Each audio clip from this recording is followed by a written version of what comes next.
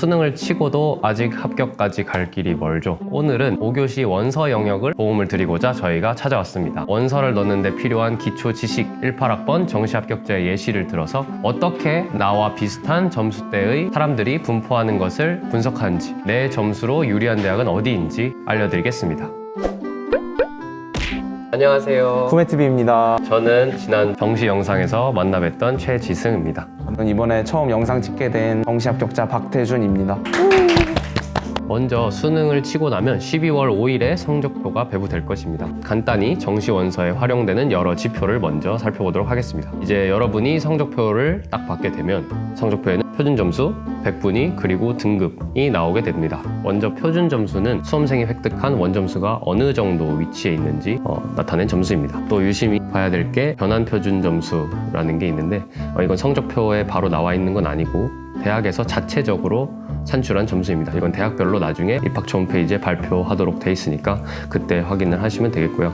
원점수가 높은 사람이 대학별 환산 점수가 낮은 경우가 많기 때문에 환산 점수가 되게 중요합니다.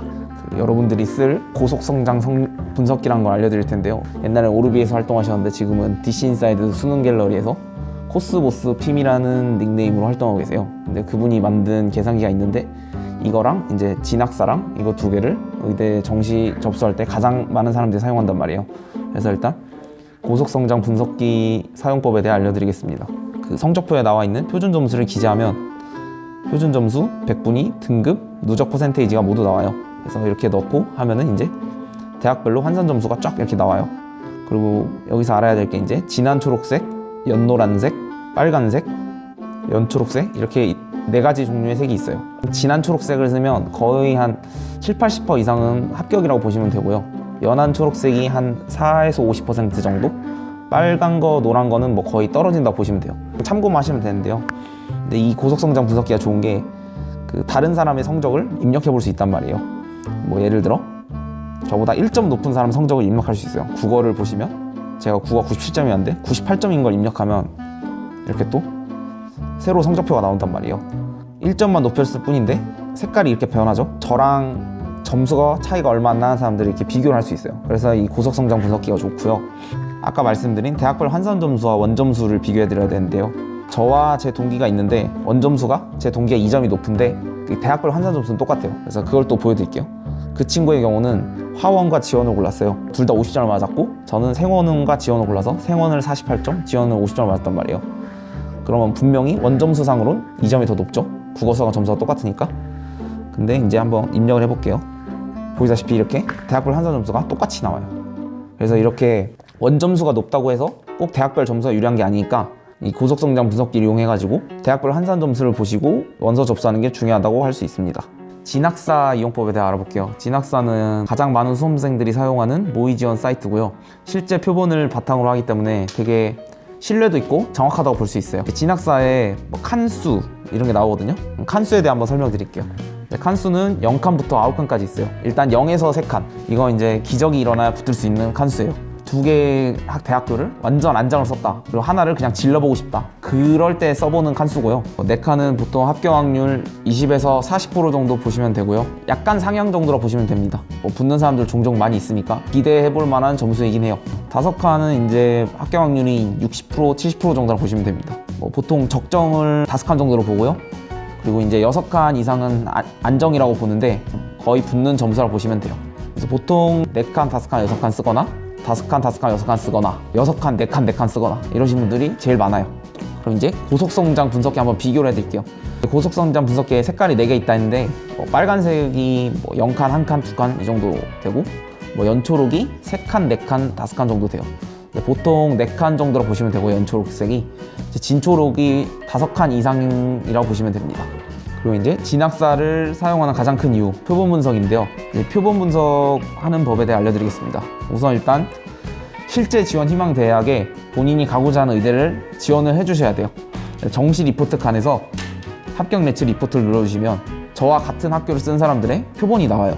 그래서 여기서 1등 점수를 눌러가지고 이 사람은 다른 군에 어떤 대학을 썼는지 그 대학은 최초합인지 추합인지 불합인지 이런 걸 보실 수 있어요. 표본 분석하는데 많은 도움이 되니까 이 정도로 참조해 주시면 될 것 같아요. 특히 표본 분석이 중요한 데는 이제 상위권 의대일수록 중요한데요. 네, 이런 데 의대 지원자들은 거의 여기 이 진학사 프로그램을 다 사용하신다고 보시면 돼요.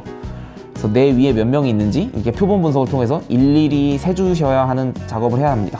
그리고 또 사람들이 잘 모르는 진학사 꿀팁이 있는데요. 저도 수능을 여러 번 쳐서 진학사 여러 번 써봤는데 이제 작년에 처음 알게 된 사실이거든요.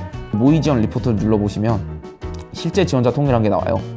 이게 실시간으로 반영이 되는 거거든요. 그러니까 아까 나온 합격 예측 리포트랑 뭐가 다르냐면 합격 예측 리포트 같은 경우는 이렇게 분석 날이 며칠에 한 번씩 있어요. 그래서 며칠에 한 번씩만 업데이트가 되고요. 근데 모의 지원 리포트에서 실제 지원자 통계는 이게 실시간으로 바뀌어요. 원서 접수 마지막 날 이런 때도 실제 지원자 통계는 계속 변한단 말이에요. 뭐 저 같은 경우에는 작년에 나군에 울산대 의대를 썼는데 그래서 원서 접수 날까지 실제 지원자 통계를 유심히 봤어요. 울산대 의대 같은 경우 작년에 12명 뽑았는데 제가 거기서 16등이나 나왔단 말이에요. 점수를 까고 보니 예비 4번이 나왔어요. 그러니까 실제 지원자 통계가 그 표본이랑 똑같이 나왔다 보면 되는 거죠. 상위권 의대 쓰시는 분들 이거 실제 지원자 통계 되게 유용하니까 잘 쓰시면 좋을 것 같습니다. 이런 식으로 해서 원서 접수가 끝나고 나면 이제 다 끝난 거잖아요. 근데 웃긴 게 대학이 발표를 바로 안 해요. 그래서 이 진학사에서 또 점수 공개 서비스라는 게 있는데 그 대학 지원한 사람들이 모두 점수 공개를 하는 건 아니거든요. 그렇기 때문에 100% 맞는 통계는 아니에요. 저 같은 경우는 점수 공개를 작년에 했고 울산대 딱 썼는데 13등이 나왔어요. 마지막 날까지. 그래서 와 잘하면 예비 1, 2번을 붙겠다 이랬죠.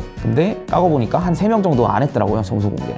그렇기 때문에 어차피 정시 결과는 딱 정해져 있으니까 굳이 점수 공개를 해서 고통을 받느니 점수 공개 안 하시고 결과 받아들이시고 열심히 노시는 걸 추천드립니다. 컨설팅 얘기를 한번 해볼게요. 컨설팅이 되게 비싸잖아요. 30분에 50만 원, 60만 원 이렇게 하는데 충분히 뭐 값어치가 있다고 생각하긴 해요. 그 사람들이 갖고 있는 표본들도 있고 이렇기 때문에 그만한 값어치가 있긴 한데 제 같은 경우는 작년에는 컨설팅을 받지 않았어요. 원서 쓰는 법에 대해 다 알았고 그리고 그 사람들은 전문 업체이기 때문에 컨설팅을 막 100팀 이렇게 한단 말이죠. 당연히 제 거에만 온전히 집중할 수 있는 시간이 없단 말이에요. 본인이 스스로 이렇게 고속성장 분석기랑 진학사 표본 봐주시면서 꼼꼼히 봐주시는 게 컨설팅에 5, 60만 원짜리보다 저는 더 가치가 있다고 생각해요. 근데 본인이 정불안하시다 해도 상관없다고 봅니다. 근데 솔직히 본인이 분석 잘 하셨으면 컨설팅 업체에서 하는 얘기나 본인이 분석한 거랑 결과 거의 일치할 거예요. 2019학년도 입시에서 작년도 입시와 어떤 게 정시 영역에서 달라졌는지 한번 읽어드릴게요. 일단 의대는 학사 편입합 전형 폐지에 따라서 전체적으로 모집 인원이 증가했습니다. 그리고 제주대는 의대로 전환이 되면서 40명을 모집하게 됐다.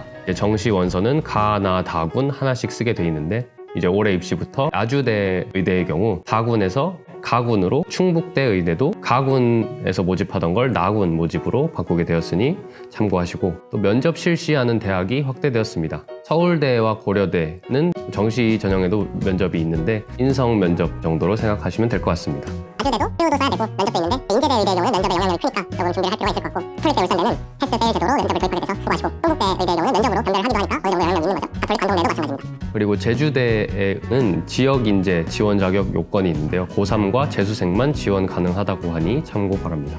또 영어 변별력을 강화시킨 대학도 있네요. 가천대와 가톨릭 관동대, 아주대 의대의 경우는 영어 등급도 당락에 꽤나 큰 영향을 미친다고 합니다. 반면 영어 변별력이 약화된 대학은 조선대, 충남대, 한림대가 있다고 합니다. 과학탐구 2 과목을 필수 응시해야 지원할 수 있는 대학으로는 서울대, 그리고 경상대 의대가 있습니다.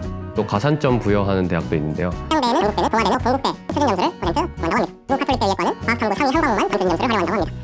또 인하대는 한국사 5등급 미만일 시 감점을 굉장히 확대했다고 합니다. 그리고 이외에 정시 반영 비율을 조정한 대학도 많이 있으니까 자료를 보고 참고하셔야 될 것 같습니다. 분석해드린 정시 영상이 도움이 되셨으면 좋겠고요. 올해 수능 보느라 수고하셨고, 정시 결과 어차피 바뀌는 거 없으니까 마음껏 노시면 좋겠습니다. 즐거운 새내기 생활 하시면 좋겠네요. 저희 영상이 도움이 되셨고 유익했다면 좋아요, 구독 한 번씩 눌러주세요. 네, 안녕.